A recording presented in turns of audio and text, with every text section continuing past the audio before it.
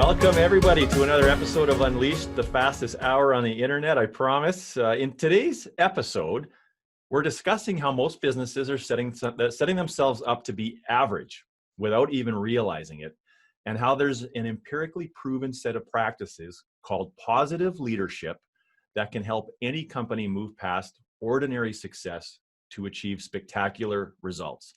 It's a four-step process, and the best news is that anyone can do it. Anyone can learn how to do this, and that's really what we're going to talk about today.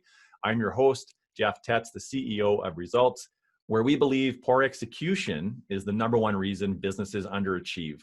We partner with your management team to help you unlock the hidden potential that exists inside your business. And I want to also say a special thank you to our show sponsor today, David Applin Group. They're a full-service recruiting firm. You can find them at applin.com, and we have worked with them quite a bit through the years. And they have this gift for finding talent that you can't find on your own. And in fact, our Edmonton practice director, Jennifer Ovelson, she is a shining star, and she's been with us for about 9 months. And David Applin found her for us, and I know they could do the same for your firm. And thank you as well to our audience. And we're just so grateful that the audience continues to grow amidst increasing demands on everybody's times and schedules. Very challenging time for a lot of us and our families and our colleagues. And we really appreciate this hour every Thursday that we get together and talk about what's going on in our lives and in our businesses. And hopefully this show, at least in some small way, is helping make navigating this current environment a little easier. Now, on with today's episode. So we're joined by Kim Cameron, and Kim Cameron became interested in positive organizational scholarship as a result of a decade's worth of studying the consequences of organizational downsizing. He started seeing that organizations characterized by virtuous practices such as forgiveness, compassion, integrity, trust, optimism, and kindness tended to avoid the declining performance that is often associated with downsizing. So observing this effect led to a variety of empirical studies that Kim led on the effects of positive leadership and organizational virtuousness on organizational performance. Cameron's research has been identified as among the top 10 social science scholars in the world and being downloaded in Google and all sorts of other places. Reports of his work have appeared in 15 scholarly books and more than 140 academic articles. The latest books where his work's been referenced include the Oxford Handbook of Positive Organizational Scholarship and Positive Leadership by Barrett Keeler, and Practicing Positive Leadership, also by Barrett Keeler. And a little fun fact about Kim is he's been to the Calgary Stampede as a child. So I thought that was pretty cool. So Kim, welcome to the program today. Yeah, thank you so much for having me join this really exciting program. I mean, you're doing really great work. Well, and it's thank just you. Nice to be a part. Well, we're thrilled that you thought that. I mean, I remember reaching out to you in the summer and crossing my fingers that I was even just going to get a reply. And so the fact that we're here today really means a lot. And your work, there's so many things that I like about it. And part of it is that it's very much about treating people in a way that we want to be treated. But the other part of it is that there can be a tendency when we talk about culture, and at least in some pockets, where it sounds Pollyanna and sugar-coated and sort of airy-fairy, and it doesn't really actually translate to the bottom line. And it's really good that the research is actually starting to say otherwise. And so you bring this very empathetic approach, but it's also based in research. And so I think there's something for everybody in this episode, and I'm excited to explore that with you. And maybe where we'll start, Kim, is in your book, you suggest that a lot of organizations, unbeknownst to them, are pursuing stability, steadiness, and predictability with our business systems. And I guess what's wrong with that? So it's a good way to start, Jeff. When we think about organizations, the word organization or organizing normally means that we're trying to reduce variance. We're trying to get rid of anything that's unpredictable and aberration from the norm. I mean, that's the reason we organize. If we're in a big organization or a big room and everybody's sort of wandering around, as soon as somebody calls their attention to everybody focus, everybody organize, then we can get things done. So for the most part, organizations are in the business, by definition, of reducing variance. That's fine, except that it also eliminates the opportunity for what we refer to as positive deviance. I mean, extraordinary, spectacular performance, because that's always resisted. Like any deviance is, negative deviance is resisted, positive deviance is resisted. So being stable, being predictable is fine. It is fine. It's just that you're never going to be extraordinary, spectacular. And that's what we try to focus on. That is, how do you help an organization get from, we're doing fine, thank you very much, we're making money, we're okay, to we're extraordinary, we're spectacular, we're the best we can imagine. In fact, we've exceeded aspirations. That's what positive leadership is focused on, attempting to help organizations achieve. Got it. And Kim, that's the thing I think that really should be compelling people to learn about the research that you've conducted and the institute that you've co-founded, because this is all about extraordinary performance. It's about getting the best out of our people. It's about creating a climate where our competitors basically can't touch us. And that it's a phenomenal, it really is a phenomenal and an impactful topic. Now, this is such a gap in the marketplace that you actually co-founded the Center for Positive Organizations. Can you explain a little bit for everyone tuning in what the center does and what it's all about? Sure. The center is based at the University of Michigan, and it's simply an organization that attempts to help organizations achieve several things. One is achieve positive, what we call positive deviance, extraordinary performance. I'm going to stop there just a minute.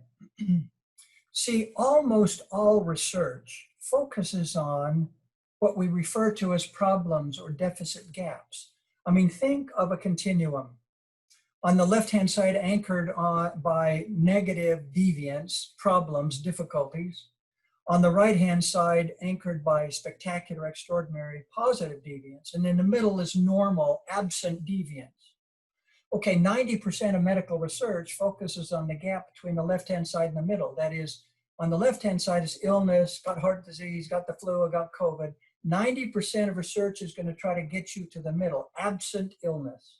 Psychologically, 95% of psychological research does the same. That is depression, anxiety, schizophrenia, stress. As soon as I'm absent those negatives, that is, I'm in the middle of the curve, I'm absent problems or difficulties, that's essentially where research stops. Organizations do the same thing. In business schools, you get handed a case study. What's the problems? What are the obstacles? What are the difficulties? Come up with some recommendations and defend yourself. That is, we're making money, we're right in the middle.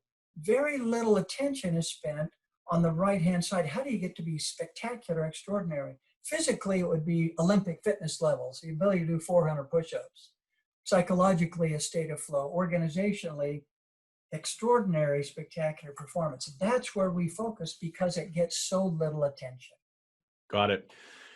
And so in the medical profession, the research is trying to just get people to a bare sort of a threshold, a minimum acceptable threshold of health.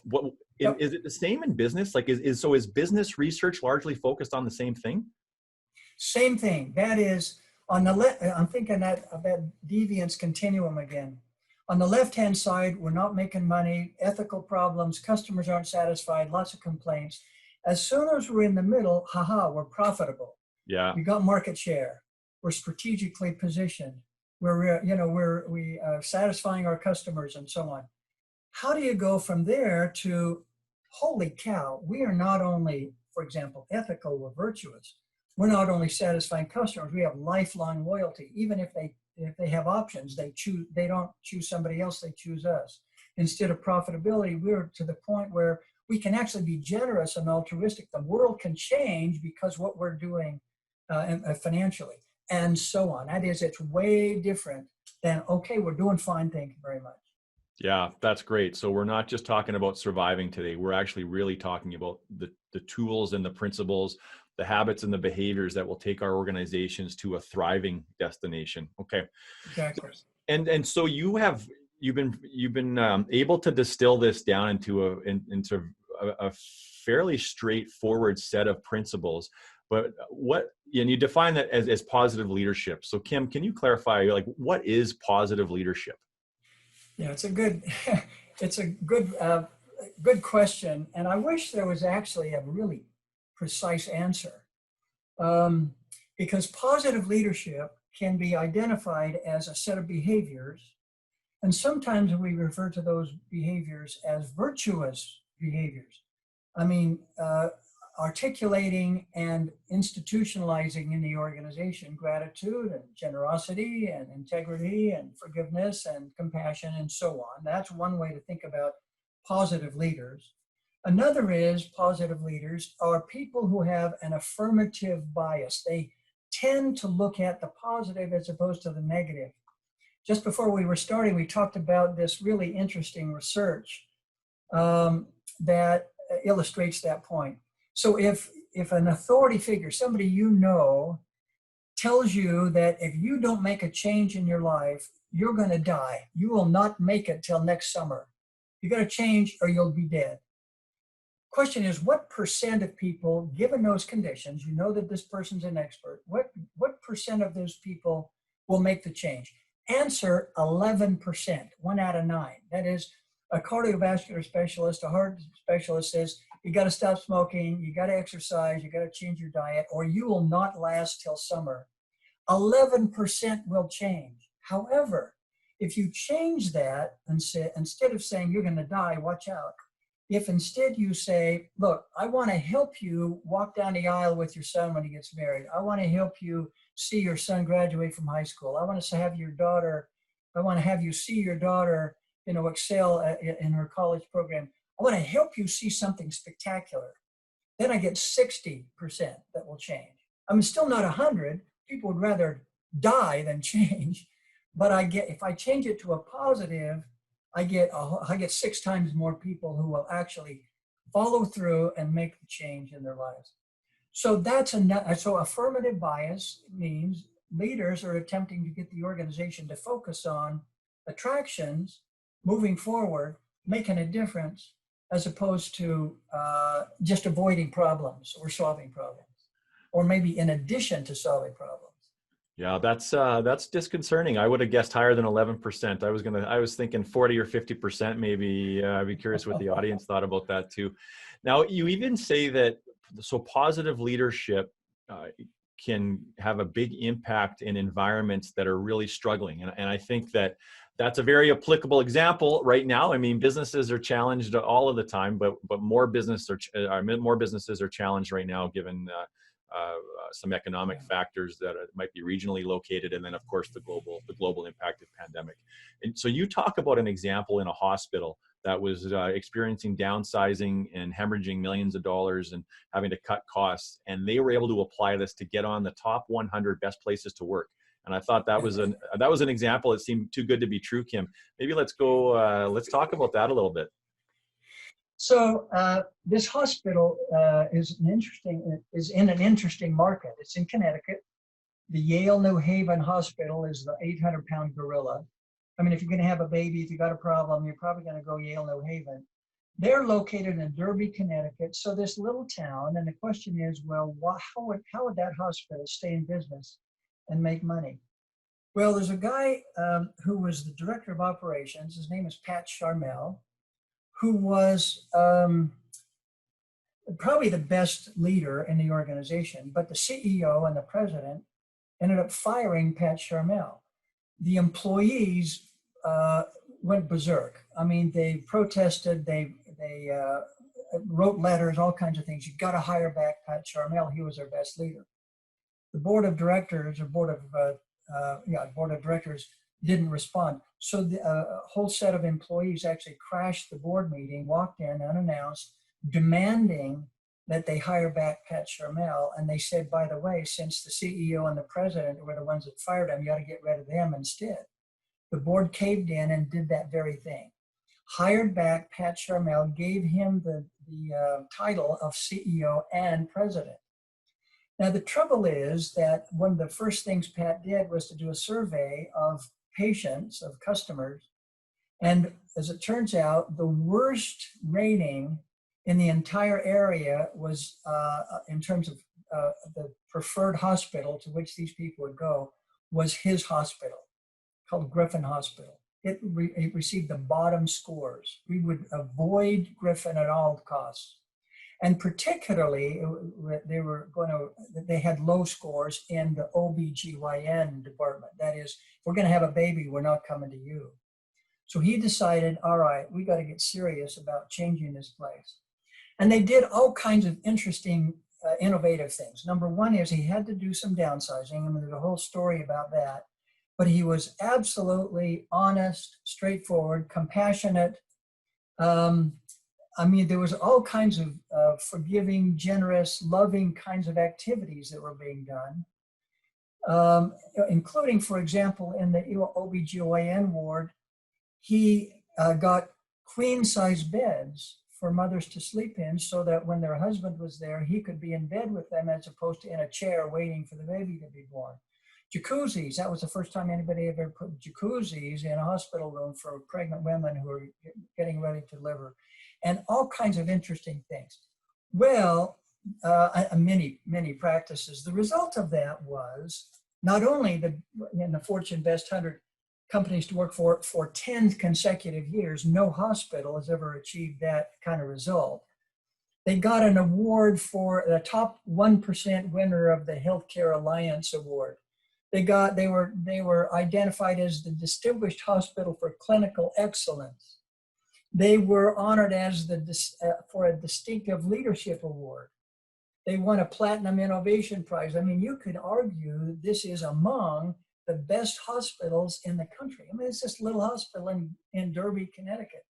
Because, and as we interviewed people, and of course interviewed Pat himself, positive leadership was the core, was the root upon which he decided that Griffin would move forward.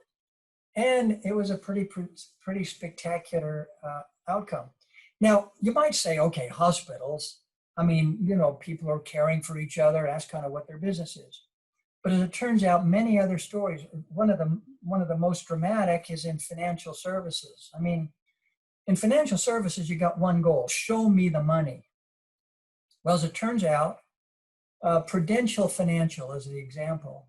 Prudential Financial said, look, our retirement business is floundering. If we don't merge with another company, we will go out of business. And it's problematic because retirement business is where people put their money. So if your retirement business is struggling, you're in trouble. Well, Prudential decided to merge with Cigna Retirement. Now that's like merging the Yankees and the Red Sox. One in Boston, one in New York. They were bitter enemies, but they had to do it. Well, the CEO of Cigna became the CEO of the merged company, assuming this is going to be really tough. His name was John Kim. I won't quote John, but I'm going to come pretty close to what he said in interviews. He said, look, we have to change our entire culture of this organization. And what we've decided is this is a process, it's not a result. And what we're going to do is base everything we do on this notion of positive leadership. And so he said, in fact, the primary goal he said for himself was, we want our customers to rate us as the best in the technical aspects of our business in the entire industry. But then he said, by succeeding above all understanding. I mean, how's that for an aspiration? We want to be so good, nobody can understand how we got that way. Then he said, we're not going to specify what people do. And in fact, he said, we're just going to turn them loose. And he said, what's happened now is I can't even control what's going on. People are doing things now that are self-perpetuating, that are extraordinary. Well, the result of that was not only a successful merger, they kept 95% of their clients. Annual growth rate was 20%, 4 times above industry average. The satisfaction and employee scores on the test, on employee satisfaction scores went up markedly. It's now the largest unit in financial services and Prudential Financial Services. And maybe the key was when John Kim left, became the president of the world's largest insurance company. They didn't miss a beat. That's often, oh, that's the test. Is this a program of the month or is this going to last? Didn't miss a beat. They continued that same trajectory. That is, even in places where you'd say nobody cares about the soft, soupy, syrupy, saccharine sweet stuff, even in those places. Bingo, bottom line results go up. Yeah. And Kim, I think partly you're addressing Jim Collins, part of his research there, the difference between those organizations that seem to endure and outperform the industry indexes had level 5 leaders, not level 4, and it sounds a little bit like that. So these are a couple of good stories, I think, to set the tone. One of the things, though, I think that's a bit of a concern for many of us that are trying to run our own businesses is we look at those examples and say, well, the environment was just such for them that they were able to achieve those kinds of outcomes. There's a lot of luck involved. I don't know how to take that and replicate it in my business. And that is really what I love about the research that you do, is you've actually been able to distill that down into some constructs and some really quantifiable things that we can do in our businesses to try to create those kinds of results. So what are the 4 elements that really comprise positive leadership, judging from the research? Yeah. So in this book, we've this by the way, this slide you're seeing is just an illustration of what I mentioned earlier with regard to the deviance continuum. On the left-hand side is negative deviance. In the middle is where most organizations attempt to be. Right-hand side, virtuousness. We refer to that as abundance gaps. That's where positive leadership focuses, trying to help organizations go from being fine, satisfactory, normal, to spectacular and extraordinary. The 4 elements that we've identified, at least were identified in this positive leadership book, and there are others, of course, but 4 that have to be in place are, one is what's called positive climate.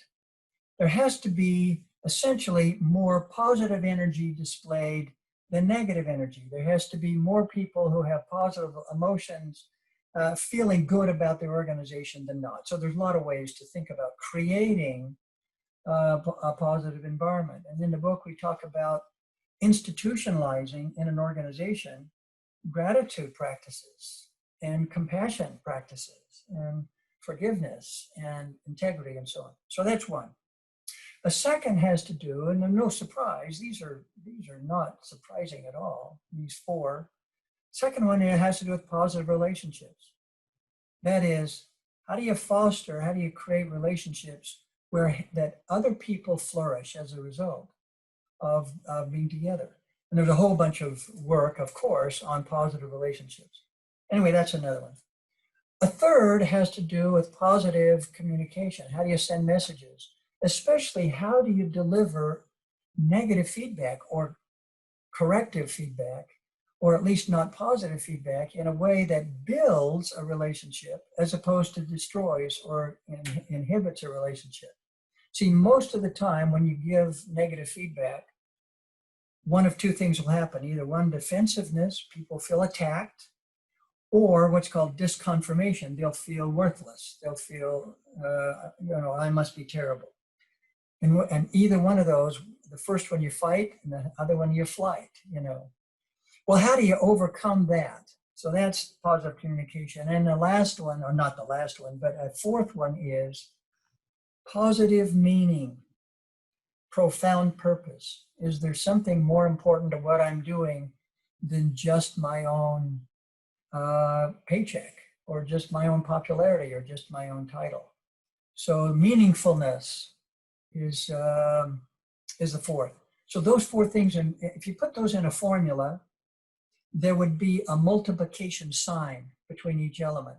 That is, if any one is 0, then positive deviance, extraordinary performance, is also 0. You got to have all 4. Yeah. So I'm really just interested in this notion of closing this abundance gap that you refer to. It's a term I hadn't heard before, and I think it's powerful. So there's 4 things. There's positive climate, number 1. Positive relationships is number 2. Number 3 is positive communication. Number 4 is positive meaning. So in the positive climate piece, you referenced gratitude exercises and things like that. What would be like a couple of tips or suggestions that you would have for how a leader could start to create a more positive climate, or even understand if you have one to begin with? Yeah, great. So let me just give a few hints. These are kind of like 1% changes. in fact, let me take a side trip very quickly, Jeff. I often, when organizations come to me or when I have an opportunity to be with some senior team, I'll often suggest to them that at least they start just with a 1% improvement. You don't have to transform, you don't have to revolutionize, start with 1%. But here's why that's important. So if you get in an airplane, say in, I don't know about Calgary, but let's say Washington, D.C. If I get an airplane in Washington, D.C., I go around the world, but I'm off 1 degree. I end up south of Atlanta, north of Bangor, Maine. It does not take much change over time to put you in a very different place. So pick 1%, stick with it. It'll change over time in pretty dramatic ways. So you put multiple 1%, and it's easy to implement, not much resistance. All right, so what are some 1%ers with regard to positive climate? Well, I know some organizations, for example, who have handed every single employee a journal. And they essentially said, this is your gratitude journal. We want every single employee in our company to keep a gratitude journal. That is, write down the 3 best things that happened to you today. Or I know a CEO of an organization, happens to be LG in Korea. Every single day, he had his secretary put on his desk 5 cards. On one side of the card is printed thank you. On the other side is blank. He said, I've assigned myself every single day to write 5 gratitude or congratulations or recognition cards to 5 employees in my organization. That was 10 years ago or so. And I saw him within a year or 2 ago. And I asked him, are you still doing that? He said, absolutely. It changed my whole culture, at least the whole culture of the top end of that organization. And this CEO is writing 5 cards every day. The CEO of Campbell's Soup, North American company, didn't write 5 every day, he wrote 1 note every day to somebody in his organization. After 17 years as a CEO, he was going to retire, and one of his assistants had noticed as he went around the company that many of those notes were on bulletin boards, they were framed, they were under the glass in your desk, and so on. He decided, as part of the legacy or part of the celebration for this retiring CEO, he would count the number of notes that still existed. So he went through the entire company. 7,000 notes still existed that this person had written. So gratitude is just one of those ideas that you can implement to create a positive climate. And there are others. I know that I'm talking too much, but no, that's good. And the thing that strikes me, Kim, about those examples is how simple they are. Like 1%. Anybody can do that. And yeah, the 1% piece for sure. Now, what about, so the second category, positive climate, or sorry, positive relationships. Under that heading, you talk about all companies have positive energizers and they have negative energizers. And we probably have an idea of what those might look like, but what is a positive energizer? So the most simple, straightforward definition of a positively energizing leader is actually borrowed from the 6th president of the United States, which means about 1800. It's been around a while, and I've modified it a bit. But the statement is essentially this: if your actions inspire others to dream more, do more, become more, learn more, that means you're a positively energizing leader. That is, those are people who simply lift others, help them get better. That is, they add energy to the system. In my academic department, we have 3 criteria we use to hire faculty members. You got to be a world-class scholar, no surprise, in all research universities, everybody wants those. You got to be a good teacher, everybody wants those. Number 3 is the differentiator.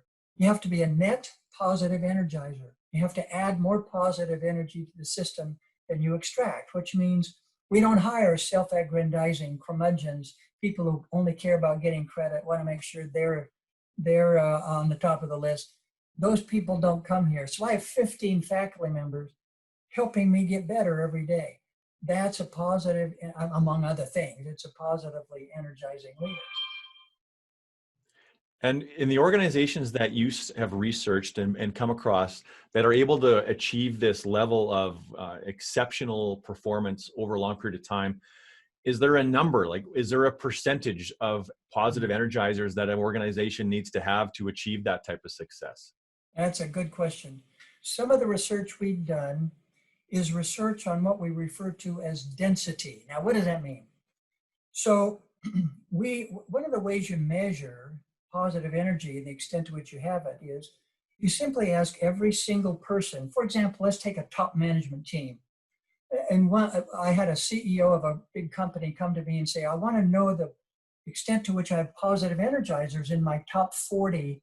This is a big international firm, top 40 senior executives. So we simply had every single person in that top 40 rate every other single person's relationship. That is, when I interact with Jeff, what happens to my energy? Am I uplifted, elevated? Is he life-giving? Or is he exhausting, depleting, just sucks the life out of me? So I'm rating the relationship. It's called relational energy. I'm rating the relationship between me and every other person. Okay, well, excuse me. As it turns out, the more dense the relationships, that is, the more each one of those is a positively energizing connection, the higher the performance. That is, everybody can be an energizer to everybody else. That's not the case most of the time. But the more the better is the point. So there's not a magic number. It's just that the more dense, the more positive energy, more positive energizing relationships, the higher the performance. It's a pretty good curve upwards, you know. And so what do we do when we start to uncover that we've got all these positive energizers in the organization, because not all of them even exist in leadership positions? Yep. Are there some things that we should be doing to amplify their voices and their influence, as an example? Yeah, that's a good question, and it's really important. We often will, in an organization, I've done this in several organizations, and that is, there's a big multinational organization. It's the largest university consortium in the world. They own universities in Central and South America, New Zealand, Australia, Europe, India, Africa, and so on. We asked the presidents, the chancellors of all these organizations to come together, and they decided that positive leadership would be the basis upon which their strategy going forward would be based. We asked them to identify positive energizers in their various regions. There are 12 regions around the world. We brought those, they identified 46. We brought those 46 people together, taught them some practices and philosophy about what positive leadership's all about, gave them a whole bunch of options and tools and so on. Then, and this is directly now to your question, we gave them a 90 in 90 challenge. What does that mean? We said, we want you to infect 90% of this organization. That's 135,000 staff members. We want you to infect 90% of that organization with positive leadership in 90 days, a 90 in 90 challenge. We turned them loose. There's no prescription. There's no set of, you do these 4 steps in a row. It rather is, here's the philosophy, here's a whole bunch of options, go do it. It was among the most inspiring activities. You cannot imagine what they did. I mean, they were made t-shirts and mugs and cups and all kinds of contests. And I mean, big meetings and small meetings. 96% of that 135,000 person organization had been infected in 90 days. Infected means you have to be able to teach or explain what positive energy is, and you have to have attempted a 1% change. I mean, 120,000 hours of training that they conducted on their own. It was great. Yeah, that's remarkable. And we have to be careful with using the word infection these days, but that sounds like a very, a very good way to use it. The third principle that you talk about, Kim, is positive communication. So can you maybe let us know, so what's like the difference, as an example, between, you talk about evaluative communication and descriptive communication, and one of them is more powerful. Can you maybe elaborate on that? Sure, thanks, Jeff. It's easy to talk nice, to be positive, to be up, to be friendly when you're around people who are doing things you want them to do, and when you have close relationships, and when things are going well. When they're not going so well, you know, when there's a pandemic, when there's loss, when there's grieving, when there's conflict, and sometimes really caustic, angry conflict. The question is, how in the world do we create an organization that can flourish given those circumstances? Well, there's multiple tools. Here's one of them that's especially helpful. It's simply called descriptive rather than evaluative communication. The umbrella term is supportive communication. We're being supportive of one another, even when we have to correct behavior or give negative feedback. So the tool is as follows. If I need to give you feedback that's negative, because of something you've done or something you've said, step number one is describe as objectively as possible what just occurred. That is, you interrupted me several times. I noticed that you have been really critical of the secretaries on the floor. That is, I noticed that here's what you said that was affected them negatively. That is, as objectively as I can, what just happened. Second step, here's the consequence, or here's the result, or here's my reaction. When you interrupted me, it just loses the train of thought. It sucks the energy out of the room. It was a difficult situation in our room. The meeting was disrupted, or the secretaries had to huddle together to keep each other from crying, or something. Now, there's no reason to argue about here's what happened. It's objective. Number two is here's the consequence, or here's my feeling about it. Really upset me. Step three, here's an alternative that would be more acceptable. Here's an option that would not create those negative consequences. So now we end up talking about what's an acceptable option rather than you're right or you're wrong, you're good or you're bad, you're a jerk or you're not. That is, it's not evaluating somebody. You're wrong, it's your fault, it's your problem. That's evaluation. Descriptive is here's what I saw you do. Here's the consequence. Here's a suggested alternative. Now there's lots more to say about that, but it's just one little tool that ends up being really easily implemented and effective. Yeah, well, and I'm glad that you brought it up, because I think that is a common objection to why people don't want to jump on this platform in greater numbers, at least in certain pockets. It's this, I think, this misunderstanding that positive leadership means that you don't have any constructive feedback, you don't have any coaching, you don't have any friction, or you don't confront non-compliance, and it's just not the case. So thank you for sharing that. And then, is there another step after that, Kim? So you've had that conversation.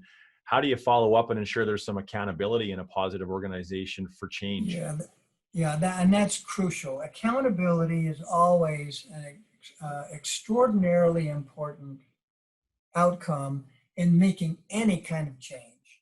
I mean, the idea that change is sustainable only if it's measured. Change is sustainably only if there's some kind of accountability. Now, there's a principle. And the principle is that when you make change, I mean, for example, I have a good friend who decided that she wanted to lose a lot of weight, a big number of pounds.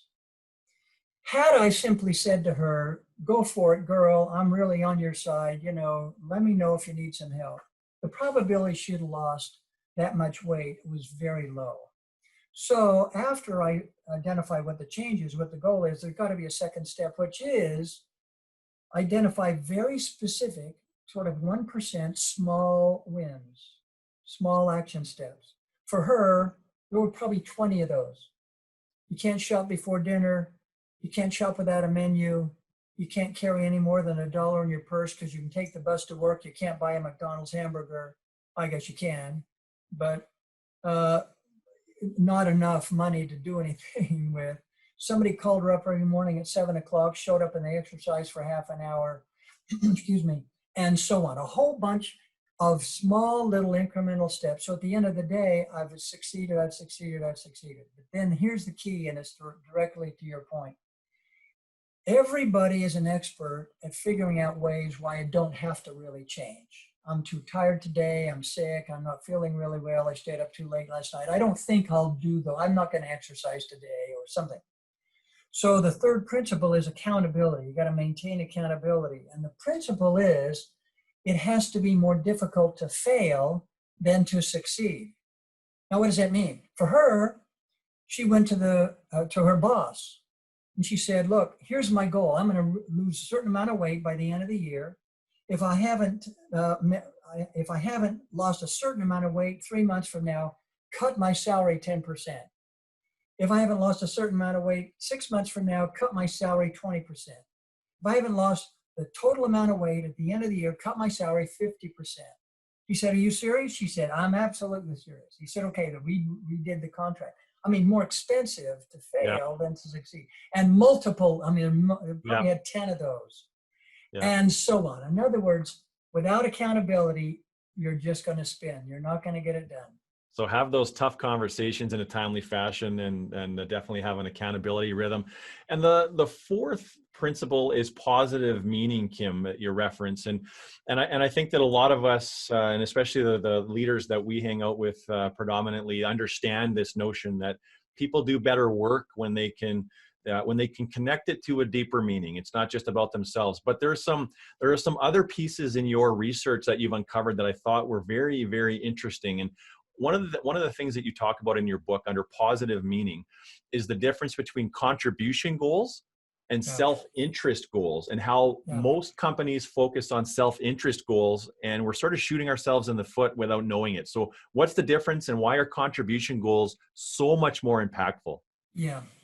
So I'm going to tell you this study, I'm going to tell you 2 or 3 studies if I can to illustrate this principle, because it's so counterintuitive to what most organizations do.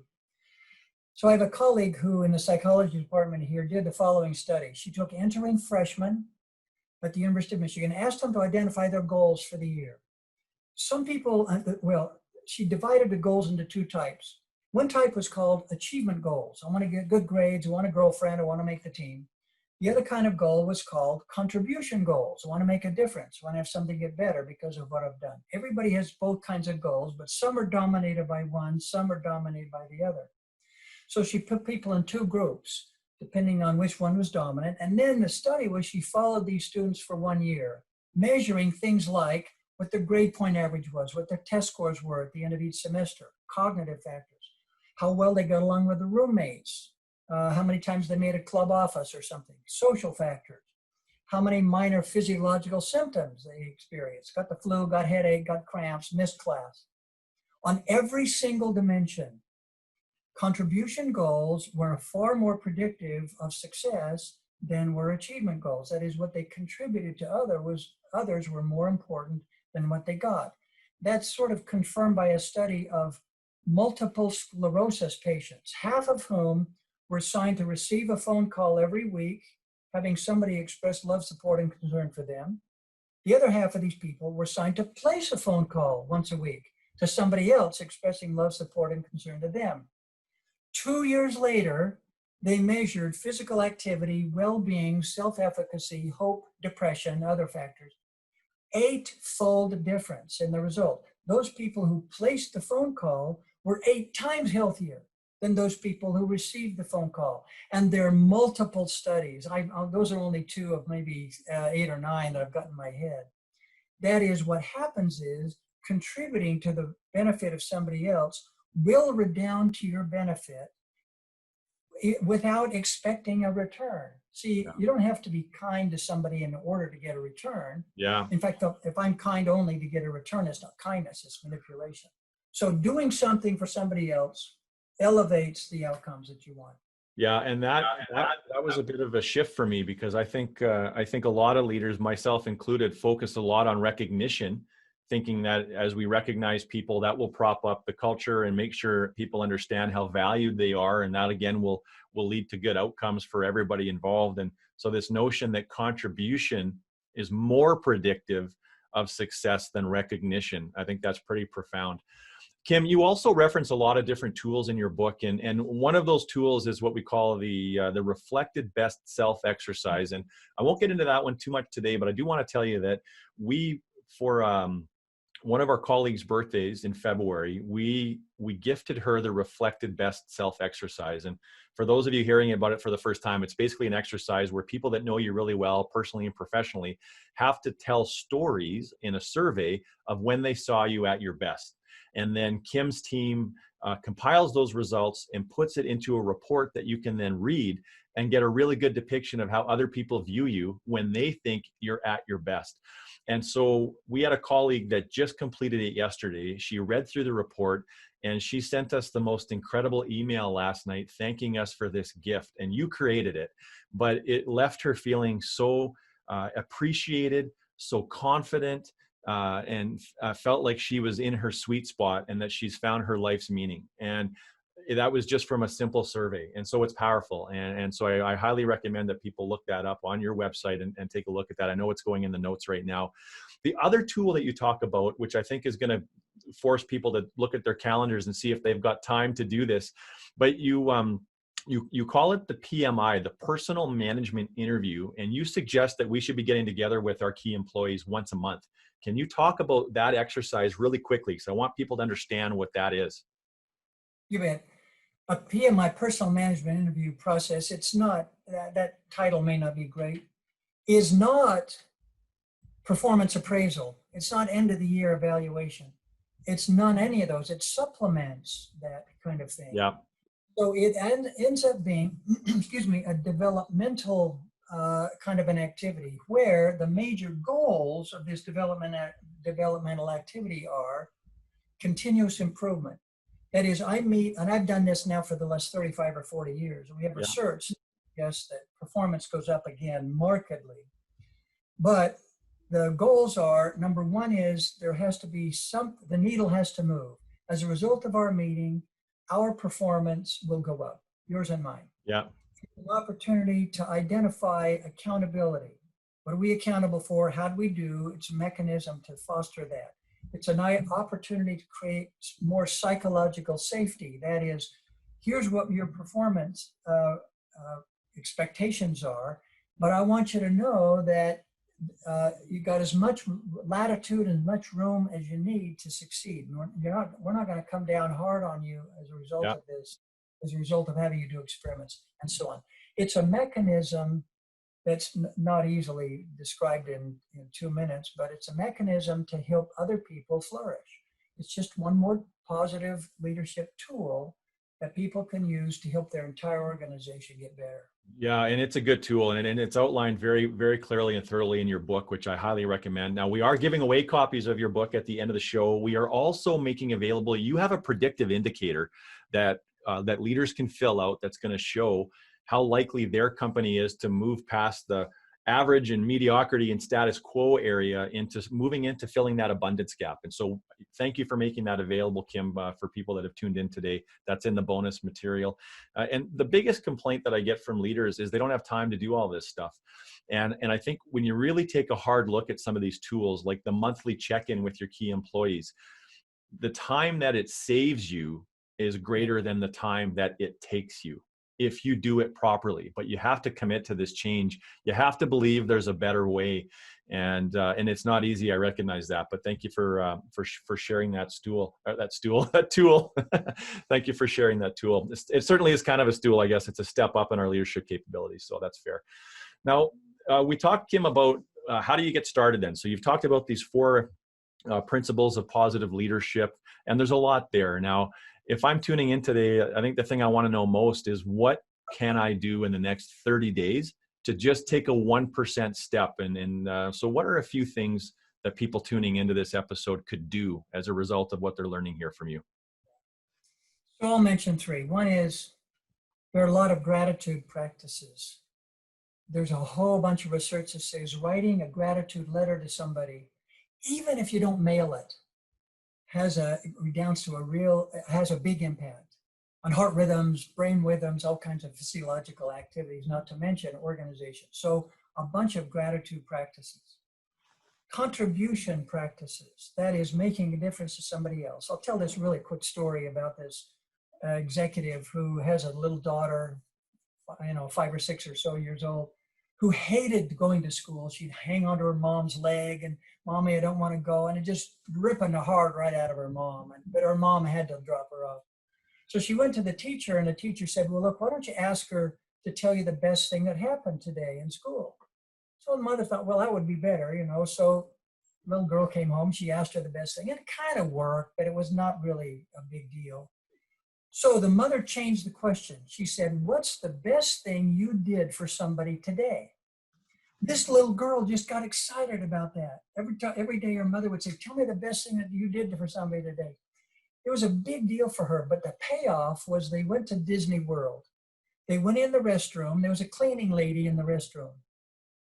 And they're kind of in the way. They're violating your privacy. I mean, nobody likes cleaning ladies in the restroom. But this little girl went up to this woman and said, "I hope you have a magical day today."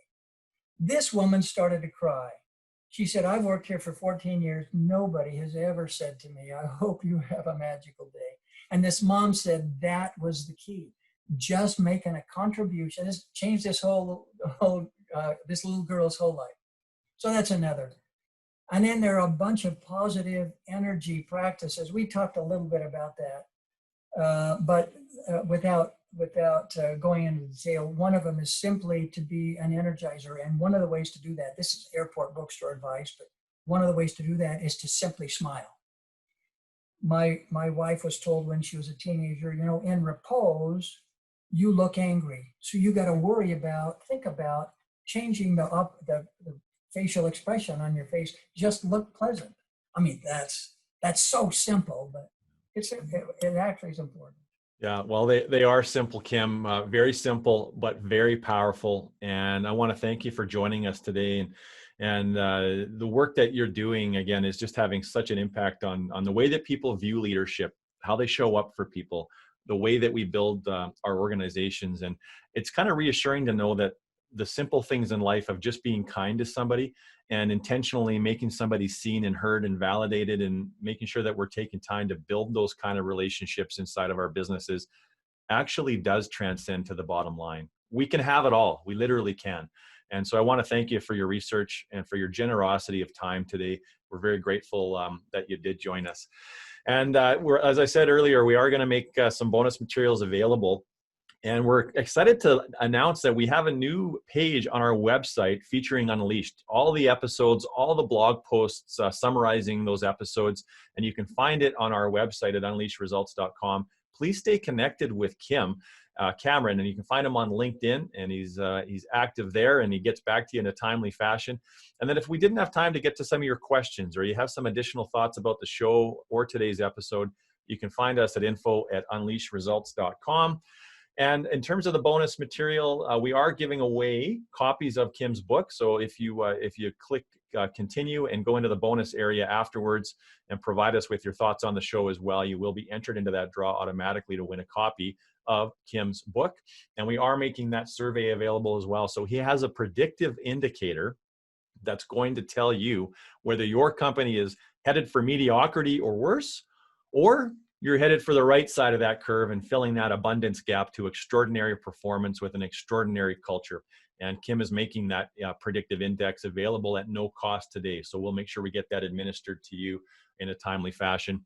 And then I hope that you can join us 2 weeks from now. So we're taking a week break, and we're coming back though for our season finale with David C. Baker. He is highly regarded, in particular in North America, as one of the leading marketing experts, and in particular, how you position your business within the marketplace to sell. And he has got a bunch of thoughts. He's very opinionated. And unfortunately, he thinks that most of us are doing marketing wrong. And he's going to set us straight on December 3rd. And note the time change, 11 a.m. instead of 10 a.m. Mountain Time. It's our last episode, December 3rd, before the holiday season. Thank you for everybody joining us today. And Kim, if you've done anything here, I think it's the notion that a 1% change can have transformational impacts. And just holding on to that notion in terms of our own influence on other people. We all have the power to make extraordinary impacts on other people's lives when we're in a position of leadership. So thank you for reminding that of that of that today, and very much appreciate your time. Thank you, Kim. Thank you, Jeff. Thanks for having me. You're very welcome.